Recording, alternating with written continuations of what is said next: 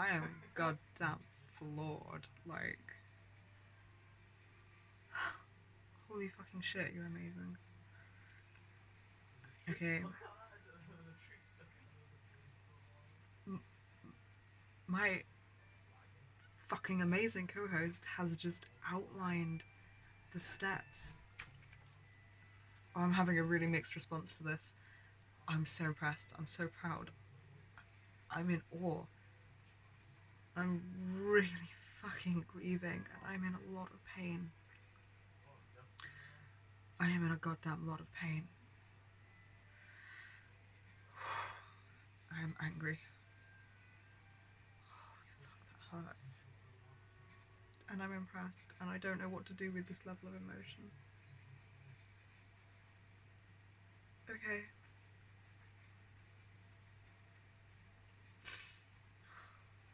What have you titled this?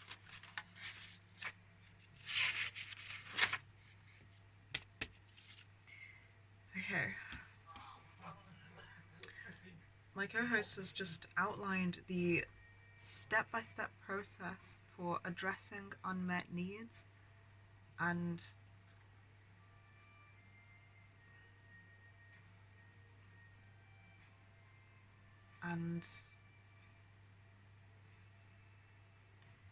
bringing up an unsafe emotional environment with people around us. Like, this is what we just had to go through with our family of origin.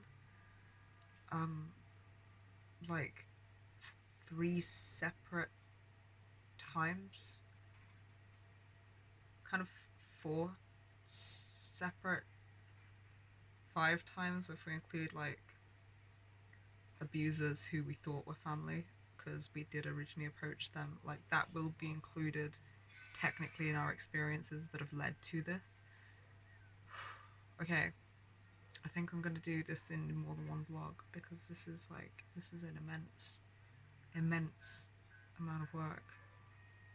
And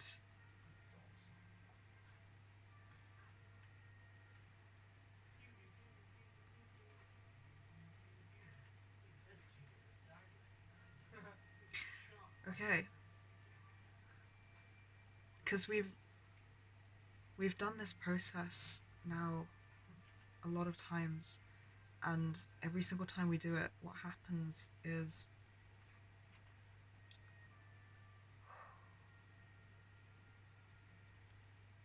it's really hard to see clearly, and it's really hard to keep a grip on reality, because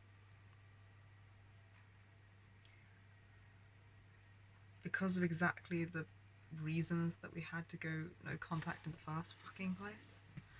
But it's really fucking hard to address those things with the people where it's originated, because, like, say in our case, the defenses of protective self-abandonment and fragmentation would go off. So there'd be like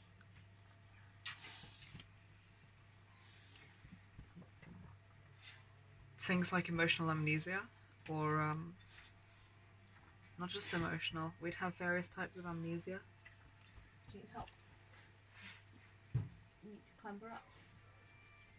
Oh, there you go. Ugh. You okay? You okay? Limpy leg, poor thing. So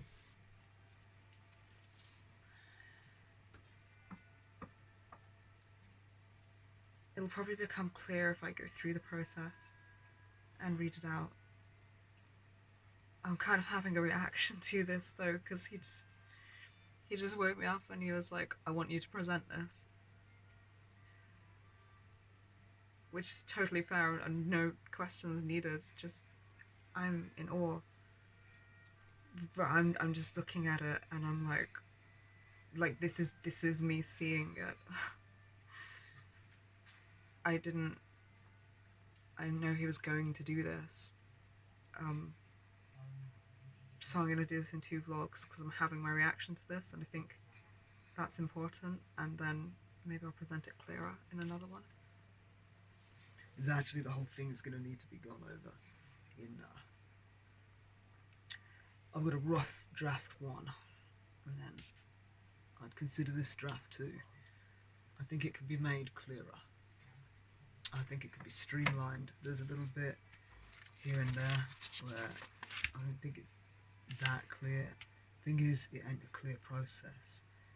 This is just me trying to make it as clear as I could for a very complicated, very intensive process. Because we've been in so much pain so repeatedly through doing this, through following this. Because, like,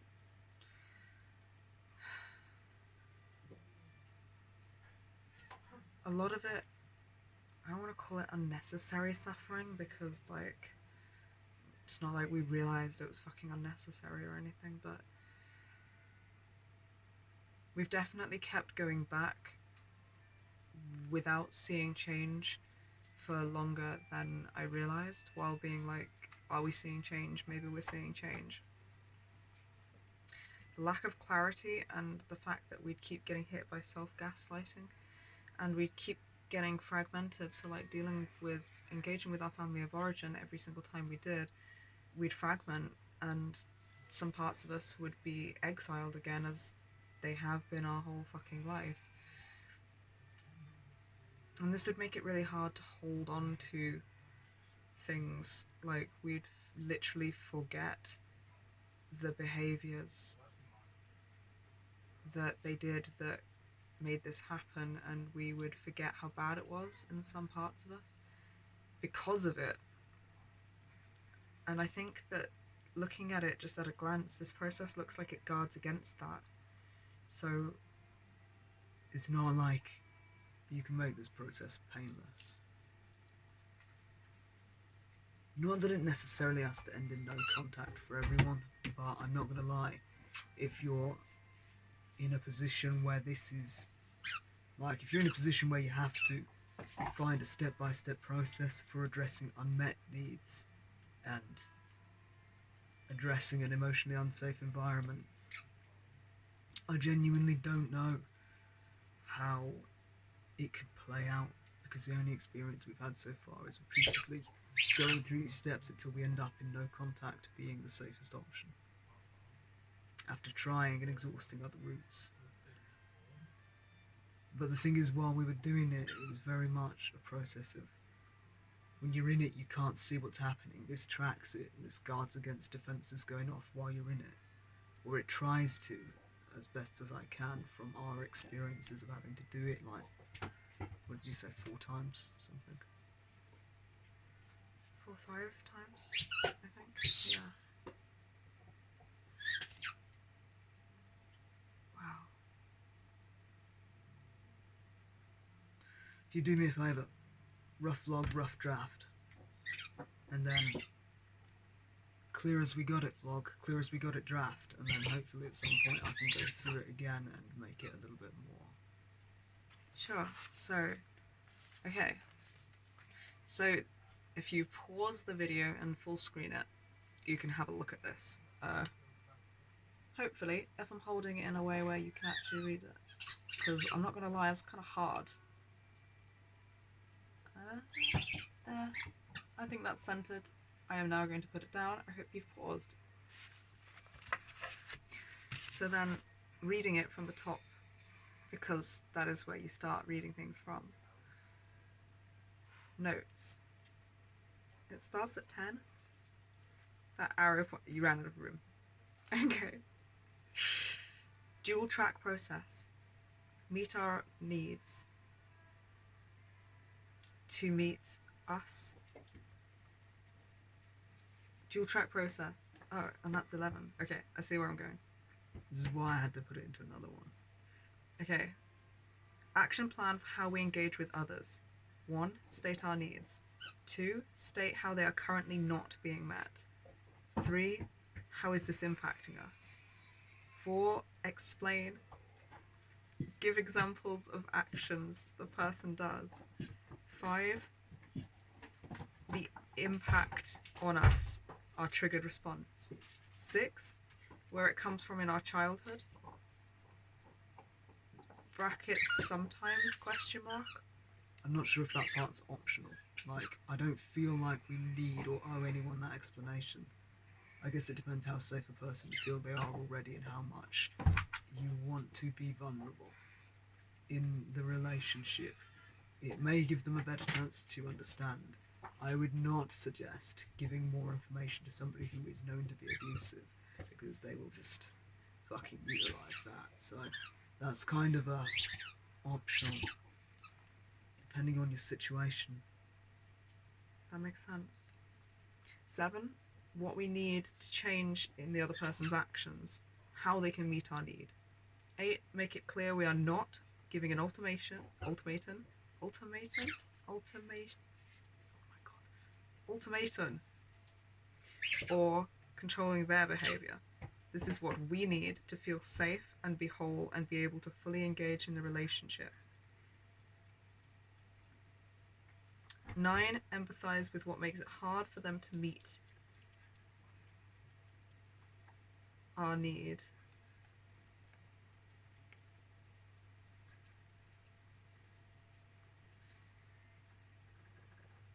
Okay. And then, so that's why you say dual track process. Okay, so that's one block. And then the second of the track block. I should have gone over this with you before we started recording, shouldn't I? No, I like that we've got the recording of us going over this. This is like kind of interesting. Might be kind of cool to watch back. So okay, second block of the track. Action plan for how we work with us. 1. Work out what our needs are. Start page in brackets. 2. Backtrack from exiled parts and pain to map what we need to be whole. Oh my god, I didn't realise that's what we did, but that's completely what we did. 3. See, very mixed feelings. Really mixed. 3. What actions in the other person keeps us exiled? 4. What's the reverse action? 5. What need is not being met? Write those down. 6. Grief work. 6.1. Boundary work. What action will we have to take if they can't? 7. Refer to written page whenever grief and abandonment fears trigger denial or self-minimization defenses. If we'd had that, mate, oh my god. I know, right? Days of hell. That would literally have saved me from, like, splitting and refusing for the last, oh my god, maybe like 2 years. Maybe like 2 years of having parts of myself get disconnected from each other and having to reconnect is, I think, to do with all of this.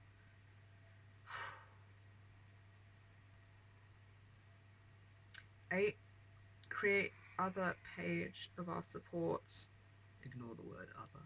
Later becomes clear it's just a booklet. Create page of our supports and accomplishments, also to refer to. Wow, fucking hell. Okay, I'm gonna stop this here and then we'll go on to the clear one.